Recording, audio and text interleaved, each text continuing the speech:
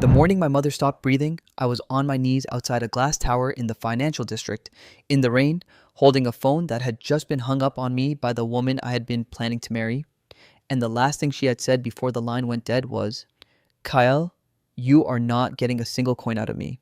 And if your mother is really sick, then maybe she's finally going to teach you the lesson I have been trying to teach you for 3 years, which is that nobody owes you anything just because you smile at them."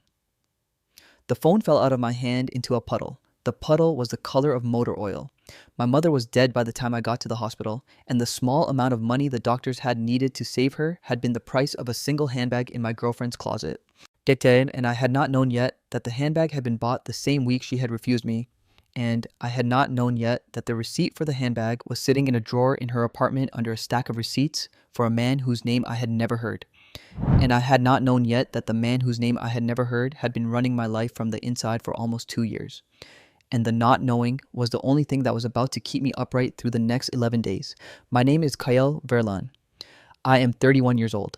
I want you to remember that because I am going to tell you about a version of me that died at 31 and a different version that started living at 32. And the dying and the starting both happened on the same continuous body, which is the only kind of rebirth I believe in. Her name was Aleska Reeve. Yet the Reeve family owned the second largest media conglomerate in the country. But I did not know that for the first 8 months of our relationship, because Aleska had introduced herself to me at a small bookstore reading on the cheap side of the city as just Aleska, a freelance art curator who liked to spend her weekends pretending she was a normal person. She had been wearing a thrift store coat. She had been carrying a paperback novel with broken corners. She had laughed at the same lines I had laughed at when the author read aloud, and she had let me buy her a cheap coffee afterward at the tiny shop next door. And I had walked her to a bus stop because she had said she was taking the bus home. And I had not realized until much later that the bus stop was a prop, and that her driver had picked her up 2 blocks away the moment I was out of sight. The thrift store coat was a costume.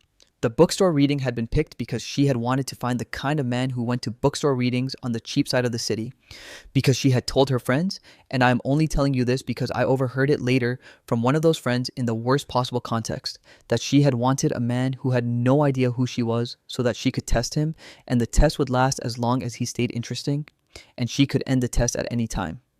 I was the test. I had been the test for 3 years. I had not known I was being tested until the 11th day after my mother died, and the testing had been the entire shape of my relationship. Biao and I had loved the testing because I had thought it was love. Here's what the testing looked like in practice. I paid for everything. Every dinner, every movie, every weekend trip we ever took, every birthday gift, every Christmas gift, every small thing in between came out of my paycheck, which was the paycheck of a junior architect at a mid-sized firm, the paycheck of a man who lived in a 1-bedroom apartment above a laundromat and who counted his coins at the end of every month. Aleska never reached for her wallet. Aleska also never said thank you. Aleska accepted everything I gave her with the small distracted smile of a woman who was not entirely paying attention to the giving, because the giving was the point, the giving was the data, and the data was being collected. The first time I noticed how strange this was, I made the mistake of mentioning it. I said, "Aleska, I do not mind paying for our dinners, but I notice you never offer, and I am just curious why." Her face changed in a way I had never seen it change before. She said in a voice that was suddenly very cold, "Kyle, I knew this was coming. I knew. I have been waiting for it since the 2nd month. Every man I have ever dated has eventually gotten around to asking why I do not pay for things, and the asking is always the beginning of the end, because the asking is the proof that they were keeping score the entire time, and keeping score is what gold diggers do." "Are you a gold digger, Kale? Is that what you have been the whole time?" I told her no. I told her I had only been asking because I wanted to understand. She said, "Kale, I know the only thing there is to understand is that I do not give my money to men. Ever. Because every man who has ever taken my money has used it to prove that I was right not to trust him, and I am not going to make that mistake with you. And if you cannot accept that, you can leave, and I will not stop you." I did not leave. I apologized. I never asked again. The not asking became a habit, and the habit became the structure of my life with her, and the structure was that I paid for everything and never mentioned it, and the gold digger accusation became the thing she pulled out anytime I came too close to noticing how the structure worked. I want to tell you about the 8 months before I knew she was a Reeve, because the 8 months are the part of the story that I am most embarrassed about. Now, during those 8 months, I once gave her my own grandmother's ring, the only thing of value I owned, because she had mentioned in passing that she had always wanted a vintage ring with a small green stone. And my grandmother's ring had a small green stone, and I had walked into my apartment that evening and taken the ring out of the small wooden box where I had been keeping it for 11 years and given it to her at dinner the next night. She had taken it. She had said it was beautiful. She had worn it for 2 days and then she had stopped wearing it. And when I had asked her about it a week later, she had said, "Oh, Kyle, it is just not really my style." And she had given it back to me, and I had taken it back, and the ring had gone back into the wooden box. And a year later, I would find out that during the same week, she had stopped wearing my grandmother's ring.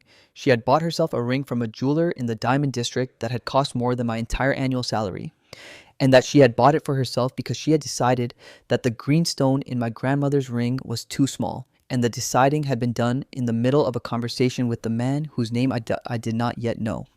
The man's name was Damien Kaur. I'm going to tell you about him now because the rest of the story does not work without him, and because the not knowing about him for almost 2 years is the wound I am still cleaning, 3 years after the 11th day. Damien Kaur was a 40-year-old freelance lifestyle consultant, which is the kind of job that does not have a real definition. Basal, and which I have since learned is the kind of job that wealthy, lonely young women in this city use to describe the men they pay to manage their emotional lives. Damien had been hired by Aleska's mother when Aleska was 24 to help Aleska transition into the public-facing role she was expected to take inside the Reeve family business. Damien had stayed in the role for 6 years. The role had quietly expanded from public image management into something else. And the something else had not been a romantic relationship in any way I could have proven in court. But it had been the kind of arrangement in which Damien was the voice in Aleska's ear that decided what she thought about the men in her life.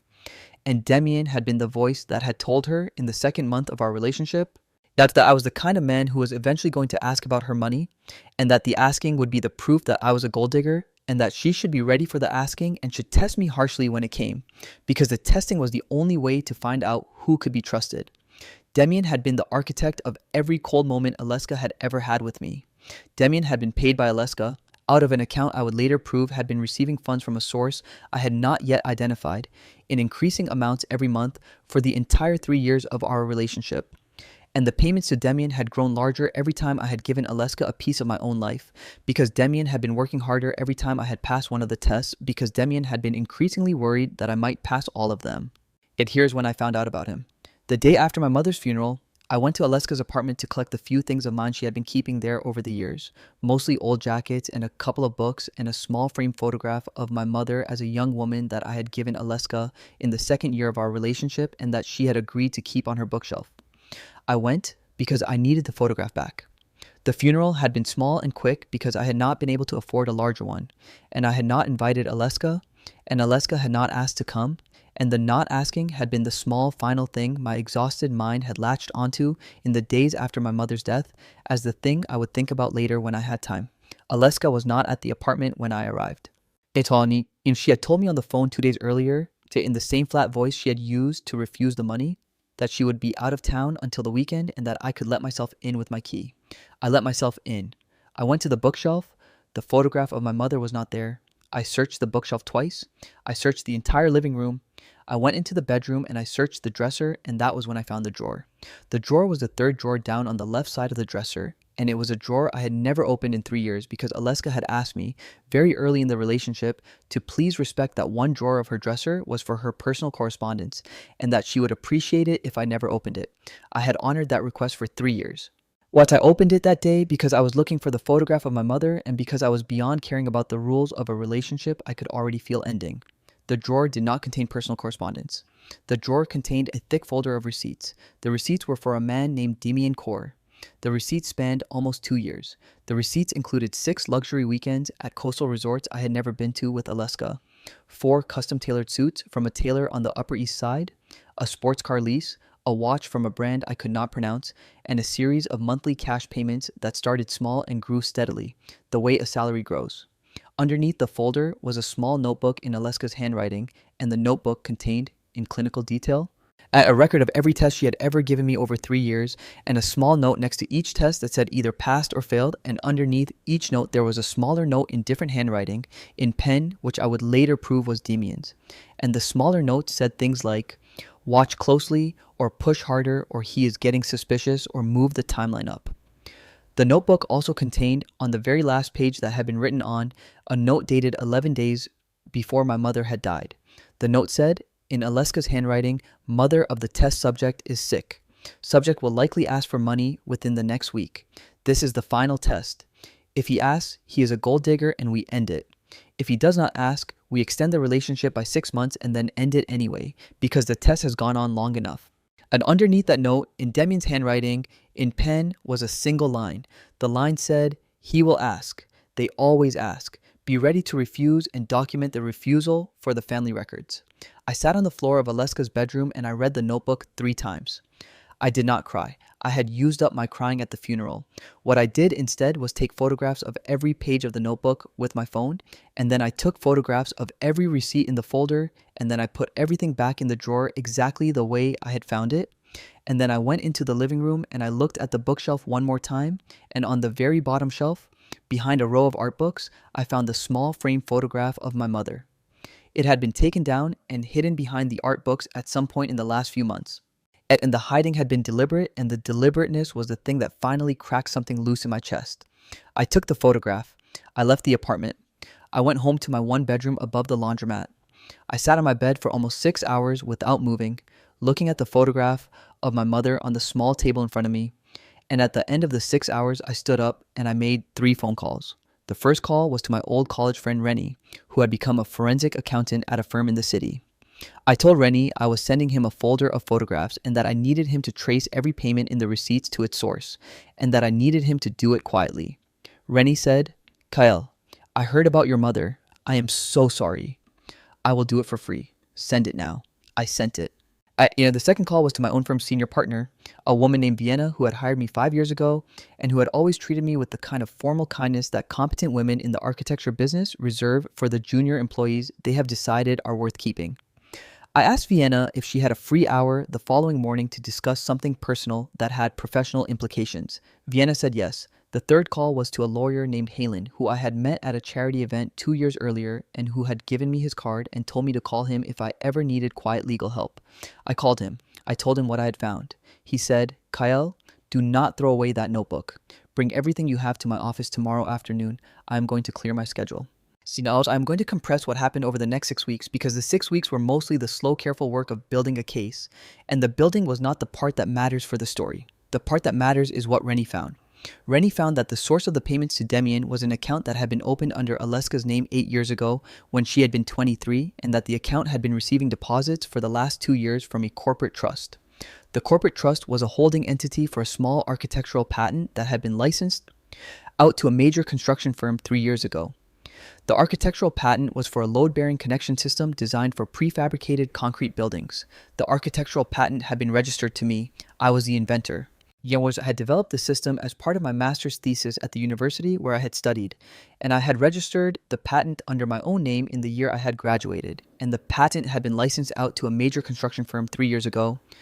And the licensing had been arranged through a small intermediary law firm that I had been told had been hired by my own university to handle the paperwork on behalf of its alumni, and the licensing fees were supposed to come to me directly. I had been receiving small quarterly payments from the licensing for the last 3 years. Payments that I had assumed represented the full amount of what the patent was earning, payments that had never been more than a few hundred coins per quarter, but payments that had been just large enough to seem like the patent was modestly successful but not impressive. The actual licensing fees, Rennie discovered, had been 10 times larger than what I had been receiving. The other 90% had been routed through the intermediary law firm into a corporate trust that had been opened in Aleska's name, and from the corporate trust into the personal account she had been using to pay Demian Core. The intermediary law firm had been hired not by my university, but by Aleska's mother, 6 months after Aleska and I had started dating.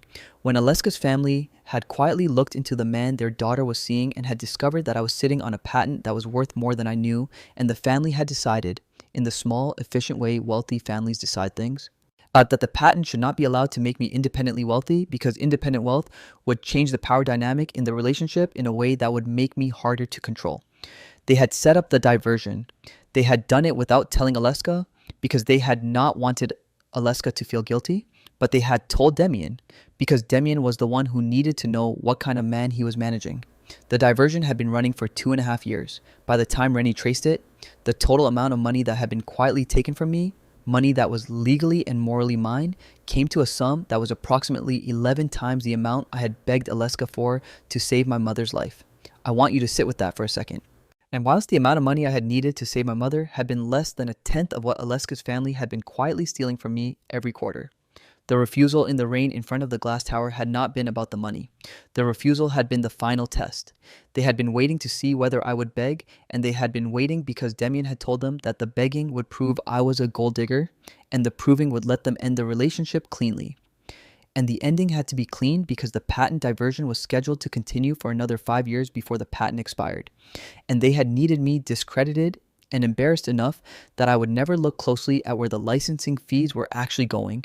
Halen filed the lawsuit on a Tuesday in early March. He filed it carefully and quietly, the way he did everything, and he filed it against the intermediary law firm and the corporate trust and Aleska's family holding company, and he attached the photographs of the notebook as supporting evidence of the broader pattern of manipulation. And within 72 hours of the filing, the Reeve family's own lawyers had reached out to Halen to request an urgent meeting. Halen took the meeting. Halen came back from the meeting with a settlement offer that was the largest first offer he said he had ever seen in his career, and the offer was meant to make the lawsuit disappear before the notebook ever became part of the public record. Helen told me about the offer in his small office overlooking the river. He said, "Kyle, yes, the offer is enough money that you can pay your mother's funeral debts and quit your job and start over wherever you want. And they are offering it because they are afraid of what the notebook will do to the family name." He said, "You can take it, and I will not judge you because you have already won the part that matters." I told Halen I would think about it. I went home. I sat on my bed and I looked at the photograph of my mother and I tried to imagine what she would have wanted me to do. And I knew immediately what she would have wanted me to do.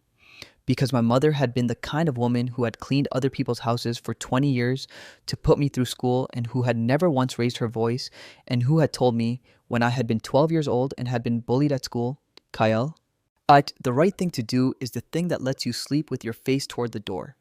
I thought about whether taking the settlement would let me sleep with my face toward the door. I decided it would not, because the settlement would let the diversion stay buried, and the diversion would have continued for the next 5 years against some other small inventor whose patent had been quietly redirected by the same intermediary law firm, and the burying would be a thing I would have done in exchange for money.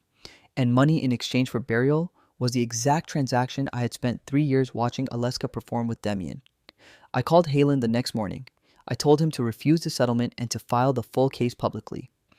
Halen was silent for a moment on the other end of the line.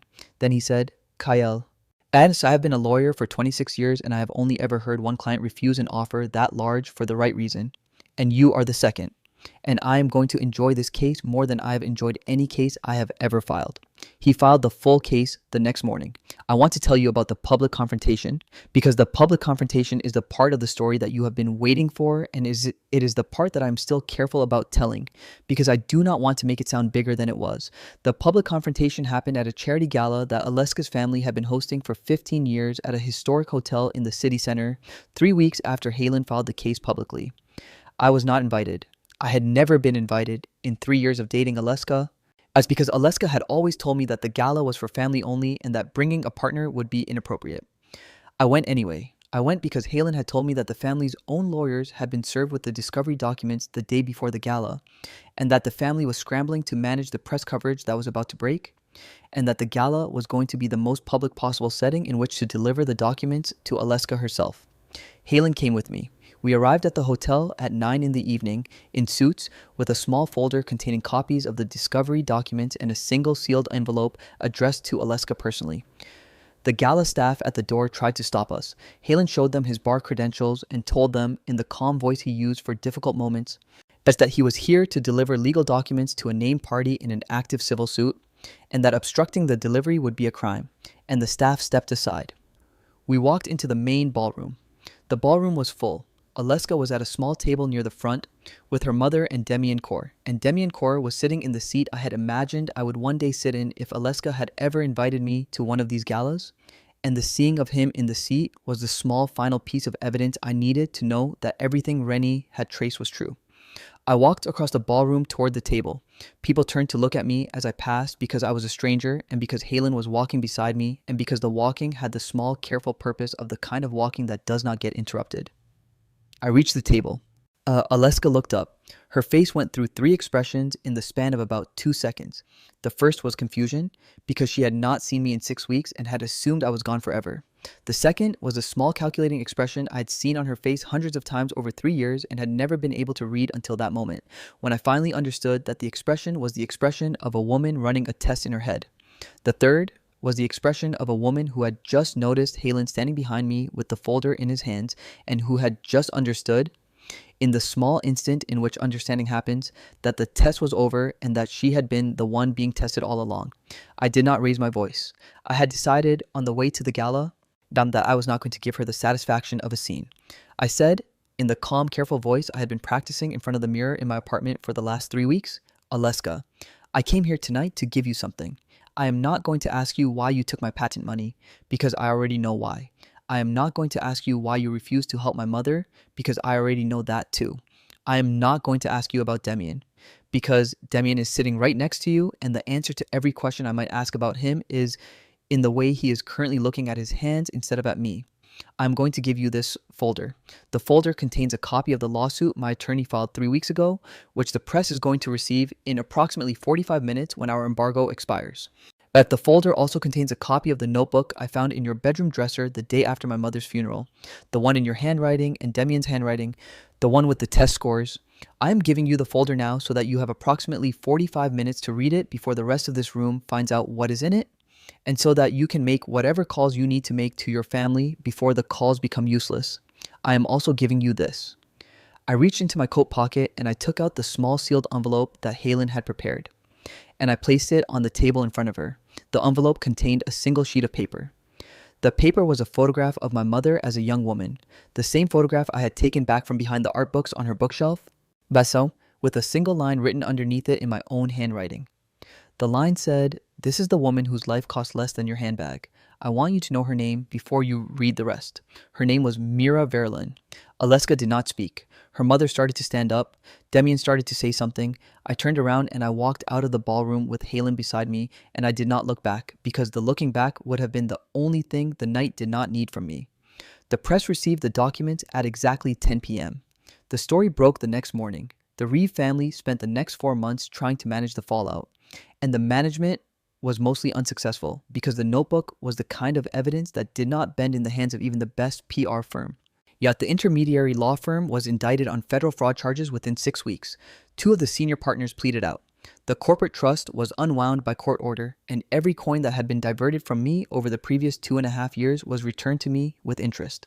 The full settlement, when it was finalized 8 months later, was the kind of settlement that makes a junior architect's eyes water, and the kind of settlement that I deposited into a separate account and did not touch for almost a year, because I had decided that I was not going to let the settlement be the thing that defined what I did next. Demian Kaur was named in a separate civil suit and lost his license to operate as a lifestyle consultant in the state, which I have since learned is a license I had not even known existed. He has been out of the city for 2 years now, and I do not know where he is, and I have never looked, because I made a decision a long time ago that he was not the kind of small man whose ending I needed to follow. Aleska was not charged with anything criminal. The lawyers explained to me that the diversion had been her family's doing, and that she had been technically only a beneficiary, and that the courts would not pursue her individually. I had expected this. I had not built the case to put her in jail. I had built the case to take back what was mine, and to make the taking visible enough that nobody could ever quietly do it to anyone else again. Aleska lost her position in the family business within 3 months of the press story. She lost most of her social standing within 6. While she tried to contact me 4 times in the year that followed, twice through her mother, once through a mutual friend, and once through a long, handwritten letter that I read carefully and then put in the same drawer where I keep my mother's photograph. The letter was the kind of letter a woman writes when she has finally understood what she did, and the writing was good, and the understanding seemed real, and I read it twice, and I did not write back, because the not writing was the only honest answer I had left. I left the city 6 months after the press story broke. I packed my one bedroom above the laundromat into the back of a small rented truck and I drove 300 miles north to the small inland town where I had grown up, the town where my mother had cleaned houses for 20 years. But the town where there was a small workshop attached to the back of the small wooden house I had inherited from her, and the town where nobody had ever heard of Aleska Reeve or Demian Core or the Reeve family business. I moved into the small wooden house. I cleaned the workshop. I started very slowly to design things again, the way I had designed things before I had become the kind of architect who worked at a mid-sized firm in the city, the way I had designed things when I had still believed that designing things was the closest thing I had to a religion. The new business was not a firm. The new business was a small workshop that made custom prefabricated components for local builders, using the load-bearing connection system I had developed for my master's thesis. That the system that had been the basis for the patent that had been quietly stolen from me for 2.5 years. I could finally use the system the way I had originally imagined using it, because I now controlled the patent completely, and because I was no longer working for a mid-sized firm whose senior partners had wanted me to apply the system to large impersonal projects. I applied it to small ones, local schools, a library extension in the next town over, a small community center for the harbor town an hour east. The work was steady. The work was honest. The work let me sleep with my face toward the door. I met Cella Brennan in the second year of the workshop. She was the librarian at the small public library in the next town over, the same library I had built the extension for, and she was the one who had been the project's main contact on the library's side. And she was the one who had walked me through the small specific needs of the library's children's section over the course of the 11 months it had taken to design and build the extension. Cella was 32. She had grown up 2 streets away from the small wooden house where I had grown up. She had been in the same school as me from the ages of 6 to 18, and she had been quietly in love with me, in the small, careful way a quiet, bookish girl loves a quiet, thoughtful boy. For most of those years, and I had not noticed because I had been the kind of boy who did not notice the quiet, bookish girls in his classes. She had moved away to study library science after high school, and she had come back 10 years ago to take the librarian position at the small public library, and she had been waiting, as in the small patient way a person waits for a thing she knows she cannot rush, for me to come back home. She had not told me any of this until our 7th meeting about the library extension, when she had quietly mentioned, over a cup of coffee in the staff room, that she remembered the project I had built for the 8th grade science fair, the model bridge with the unusual joint design, and that she had been the only other student in the class who had voted for it instead of for the volcano. I had stared at her across the staff room table for a long moment. I had said, "Cella, I do not remember you from school. I am sorry." She had said, "Kyle, you do not have to remember me. I remembered you, and that was enough for me for a long time, and it is still enough now if it needs to be." The romance with Cella was the slowest, yet gentlest thing I have ever experienced. There was no test, there was no notebook, there was no Demian standing in the background, managing the temperature of the relationship. There were small things instead. Cella left a wrapped sandwich on the workbench in my workshop on the day she knew I was going to be working through lunch, with a small note that said, "You forgot to eat yesterday, do not forget today." Cella invited me to her small apartment above the bookshop on the main street for dinner 3 weeks after the library extension was finished, and she cooked the meal herself, and she did not let me pay for the wine, and when I tried to insist, she said, "Kyle, you built me a library extension that has changed the lives of every child in this town. You do not get to also pay for the wine." Cella came to the workshop on the 2nd Saturday of the 2nd month, and she helped me sand a long curved beam for a community center project, and she sanded it patiently for 4 hours without complaining about the dust. And at the end of the 4 hours, she had said, "Kyle, this is the first time in my life I have understood why people make things with their hands." And the saying had been the small honest thing that broke open the place inside me that Aleska had locked. We were married 18 months after the library extension was finished, in the small chapel my mother had attended every Sunday for 20 years, in front of 40 people who all knew both of our families. Cella's father walked her down the aisle in a borrowed suit that he had to take to the tailor twice. My mother's old friend Mrs. That tenant sat in the front row in my mother's place and cried quietly for the entire ceremony. We did not have a honeymoon because the workshop was busy and Cella's library was understaffed, and we agreed to take a longer trip the following year. We took the longer trip the following year to a small fishing village on the northern coast. And we read books on the porch of a small rented cabin, and we did not check our phones for 9 days, and at the end of the 9 days, Cella said, "Kale, I want you to know that this is the first vacation I have ever taken in my entire life that I did not feel guilty about. And I told her, Cella, this is the first vacation I have ever taken in my entire life that I have actually been on. And we both laughed, and the laughing was the most beautiful sound I had ever heard. Yes, the settlement money is still in the separate account. We have not touched it. Cella and I live on what the workshop earns and on what her library job pays, and the living is enough, and the enough is everything. We have agreed that we are going to leave the settlement money to a small trust we are setting up for the children of inventors whose patents have been quietly stolen by intermediary law firms, the kind of small careful trust that would have helped me when I was 26 and signing the original patent paperwork without fully understanding what I was signing. The trust is going to be named after my mother. Cella was the one who suggested the name. I had not thought of it. When she suggested it, I sat at our kitchen table and I cried for almost an hour, and Cella sat across from me and held my hand and did not say anything. Honored because Cella is the kind of woman who knows when not to say anything, which is the kind of woman my mother was too, and the resemblance is a thing I think about often. Aleska sent me one final letter almost 3 years after the gala. The letter was shorter than the first one. The letter said, Kyle, I have been thinking about what you said in the ballroom about my handbag and your mother. And I have been thinking about it for 3 years, and I am writing to tell you that I sold the handbag, and I sold the watch I bought in the same week, and I sold the apartment, and I have been living in a smaller place and trying to figure out who I would have been if my mother had not hired Demian when I was 24. And I am not sure I am ever going to know, but I want you to know that I am trying. The letter said, and I'm not asking for forgiveness, and I'm not asking to see you, and I'm not asking for anything. I am writing because I wanted you to know the name of the woman whose life cost less than my handbag, and the name was Mira Verland, and I have written it on a small piece of paper that I keep in the drawer where I used to keep the notebook, and I look at the paper every morning, and the looking is the only thing I have left that is worth doing, and I wanted you to know that I am looking. I am sorry. I am sorry. I am sorry. I read the letter twice. I put it in the drawer with the other letter and the photograph of my mother. I did not write back. I am not going to. The not writing is not cruelty. The not writing is the small final piece of my life that I am keeping for myself. But because writing back would mean re-entering a conversation that I closed in the ballroom 3 years ago. And the closing was the only honest thing I have ever done with Aleska, and I am not going to undo it. I am also not going to feel sorry for her. The letter sounds real. I think it might be real. Real does not change the price my mother paid.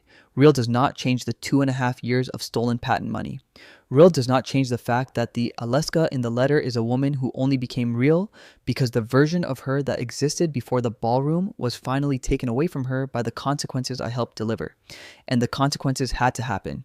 Because if they had not happened, the real Aleska would never have been born, and the not being born would have been the real tragedy.